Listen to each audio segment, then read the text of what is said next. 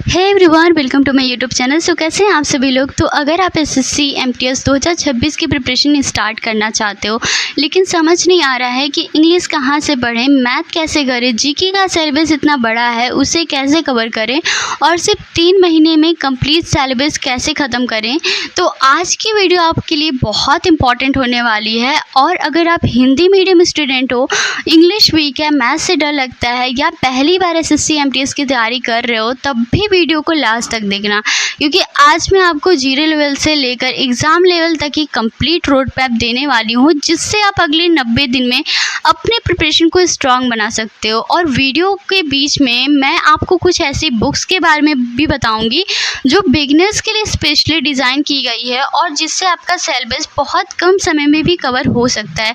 तो वीडियो को लाइक कर दीजिए और चैनल को भी सब्सक्राइब कर लीजिए। तो सबसे पहले मैं आप सभी को बताना चाहूँगी एसएससी एमटीएस 2026 में कंपटीशन कितना होता है।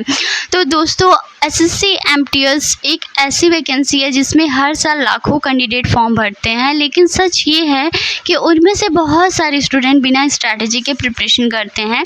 रिज़ल्ट का क्या होता है कि जो सिलेबस रहता है उनका कंप्लीट नहीं होता, रिवीजन नहीं होता, मॉक टेस्ट नहीं लगाते और एग्ज़ाम के समय कॉन्फिडेंस जीरो हो जाता है।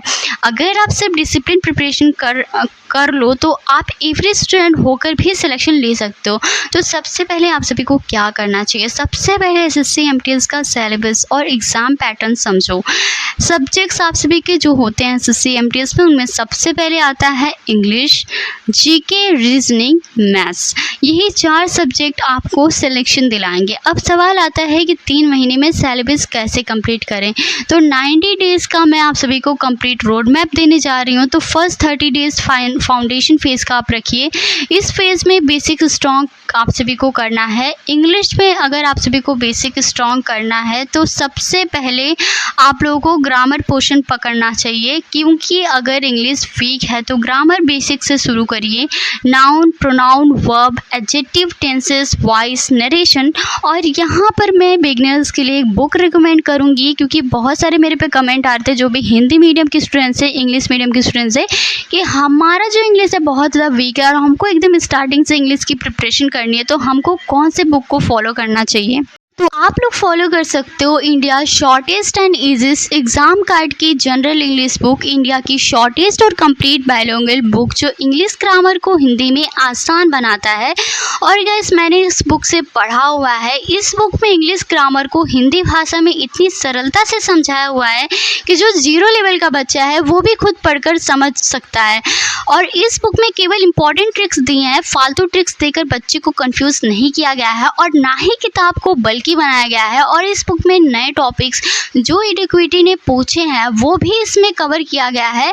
और इस बुक में प्रैक्टिस के लिए बेहतरीन और नए क्वेश्चंस दिए हैं, जिससे बच्चे डिफ़िकल्ट से डिफ़िकल्ट क्वेश्चंस भी चुटकियों में कर पाते हैं। तो आप लोग इस बुक को ले लीजिए, आप सभी के लिए बेस्ट बुक है, चाहे वो इंग्लिश मीडियम का स्टूडेंट हो या हिंदी मीडियम का स्टूडेंट हो, दोनों के लिए ये बुक बेस्ट है। तो आप लोग इस बुक को ले सकते हो, बेस्ट बुक है।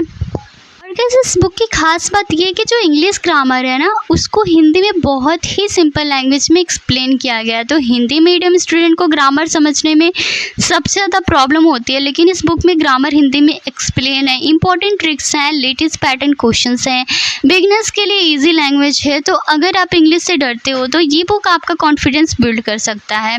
और नेक्स्ट हम आते हैं मैथ के स्ट्रैटेजी पे। तो कि मैथ आप सभी को कैसे करना चाहिए। तो मैथ में पहले बेसिक्स स्ट्रॉन्ग करिए। जो आप सभी के बेसिक्स जो टॉपिक्स हैं जो कि बहुत ज़्यादा पूछे जाते हैं, जिनके हाई वेटेज टॉपिक्स हैं मैथमेटिक्स में, जो एग्ज़ाम में बार बार टॉपिक्स रिपीट होते हैं मैथ्स में, तो वो आप सभी के आते हैं। सबसे पहले आता है परसेंटेज, फिर आता है ratio, average, profit loss, simple interest, time and work, time distance. तो अब बिगिनर्स की सबसे बड़ी प्रॉब्लम क्या होती है कि क्वेश्चन सॉल्व करने में बहुत टाइम लगता है, इसलिए शॉर्टकट्स और ट्रिक्स सीखना बहुत इंपॉर्टेंट है। तो यहाँ पर आप Agarwal exam card competitive maths shortcut secret book use कर सकते हो। और ये India shortest and easiest book है, इंडिया की सबसे शॉर्टेस्ट और कंप्लीट मैथ बुक। इस बुक को पढ़ने के बाद आप सभी को मैथ एकदम इजीली समझ में आ जाएगा। स्टूडेंट हर कम्पिटिटिव एग्जाम की मैथ कट ऑफ आसानी से क्लियर कर लेता है। स्टूडेंट की क्वेश्चंस को सॉल्व करने की जो स्पीड है वो गारंटी से 50% बढ़ जाएगी। मैथ का कोई ऐसा क्वेश्चन नहीं है जिससे स्टूडेंट सॉल्व ना कर पाए, तो आप लोग इस बुक को ले लो। ये बुक बहुत ही ज़्यादा बेस्ट है और आपके प्रिपरेशन में बहुत ज़्यादा हेल्प करेगी। इस बुक में short tricks, PYQs, practice questions, educative pattern questions cover किए गए हैं। अगर आप रेगुलर प्रैक्टिस करते हो तो कैलकुलेशन स्पीड इंप्रूव हो सकती है। नेक्स्ट हम आ जाते हैं रीजनिंग की स्ट्रैटेजी पे। तो रीजनिंग सबसे पहले स्कोरिंग सब्जेक्ट है, बहुत ज़्यादा स्कोरिंग सब्जेक्ट है। तो आपको डेली टॉपिक जो रिवाइज करना है रीजनिंग में वो आप सभी को सबसे पहले है एनालॉजी, नेक्स्ट आपका है क्लासिफिकेशन, फिर है coding decoding, number series, blood relation, direction, ranking. रोज 20 से 25 क्वेश्चंस आप लगाइए। रीजनिंग में कंसिस्टेंसी ही सक्सेस है आप सभी का। तो रीजनिंग आप अच्छे तरीके से करिए। रीजनिंग बहुत ही ज़्यादा इंपॉर्टेंट रोल प्ले करता है आपके एग्ज़ाम में स्कोर गेनिंग करने में। और फ्रेंड्स, बहुत सारे लोग ये कमेंट कर रहे थे कि हमको रीजनिंग में बहुत ज़्यादा प्रॉब्लम होती है, खासकर जो बिगिनर है और जिनका रीजनिंग बिल्कुल भी सही नहीं है। तो आप ये बुक ले सकते हो, कॉम्पिटिटिव तर्क शक्ति शॉर्टकट के रहस्य बाय अग्रवाल एग्जाम कार्ड। इस बुक में लगभग 258 पेजेस हैं और रीजनिंग के ऑलमोस्ट सारे इंपॉर्टेंट टॉपिक्स कवर किए गए हैं। बुक की सबसे अच्छी बात ये है कि कॉन्सेप्ट को बेसिक से समझाया गया है और हर चैप्टर में प्रैक्टिस क्वेश्चंस भी दिए गए हैं। अगर आप बिगिनर हैं और रीजनिंग 0 लेवल से स्टार्ट कर रहे हैं तो ये बुक काफ़ी हेल्पफुल हो सकती है, तो आप इसको ले लीजिए। बहुत सारे स्टूडेंट रीजनिंग को लाइटली लेते हैं, लेकिन SSC MTS में रीजनिंग स्कोरिंग सेक्शन होता है। यहाँ अगर आपकी स्पीड अच्छी है तो कम टाइम में ज़्यादा मार्क्स आप स्कोर कर सकते हो। रीजनिंग में जनरली ये टॉपिक्स इंपॉर्टेंट होते हैं। सबसे पहले आपका एनालॉजी होता है, classification, number series, alphabet series, coding decoding, blood relation, direction test, Venn diagram. तो ये सारी चीज़ें आपको मैंने पहले ही बताई हुई हैं। नेक्स्ट हम लोग आ जाते हैं स्ट्रैटेजी के स्ट्रैटेजी पे। तो बहुत सारे एस्पिरेंट ये मिस्टेक करते हैं कि लास्ट में स्ट्रैटेजी को छोड़ देते हैं।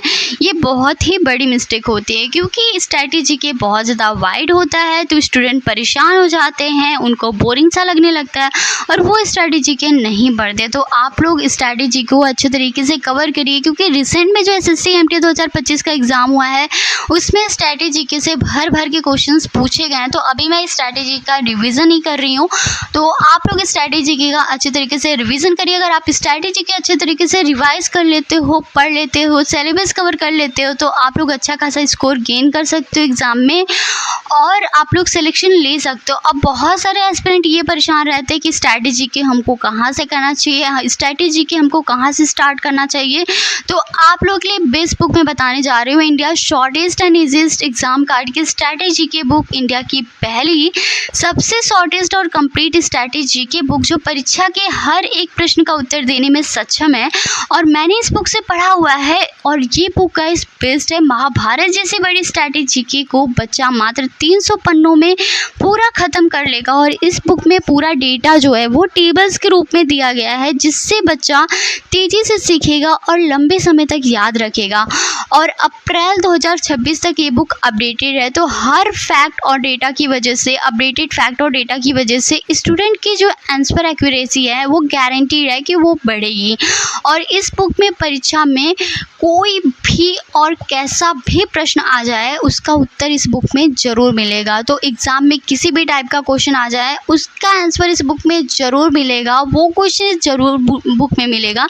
तो आप लोग इस बुक को ले लीजिए। ये बुक बहुत ही ज़्यादा बेस्ट है, जो भी लोग प्रिपरेशन कर रहे हैं SSC की या अनदर एग्ज़ाम की, सबके एग्ज़ाम के लिए बहुत ही ज़्यादा बेस्ट है। यस गाइस, अगर मैं स्ट्रैटेजी की बात करूँ कि 3 महीने में आप सभी को कवर कैसे करना है सारे सब्जेक्ट्स को, तो फर्स्ट मंथ में आप बेसिक कंप्लीट करिए, हर टॉपिक समझिए, नोट्स बनाइए। सेकेंड मंथ में टॉपिक वाइज प्रैक्टिस करिए, प्रीवियस ईयर क्वेश्चंस करिए। वीक एरियाज इंप्रूव करिए, थर्ड पार्ट में फुल मॉक टेस्ट दीजिए, स्पीड इंप्रूवमेंट करिए। अगर आप ये स्ट्रैटेजी फॉलो करते हैं तो 3 महीने में आप सभी का रीजनिंग स्ट्रांग हो जाएगा।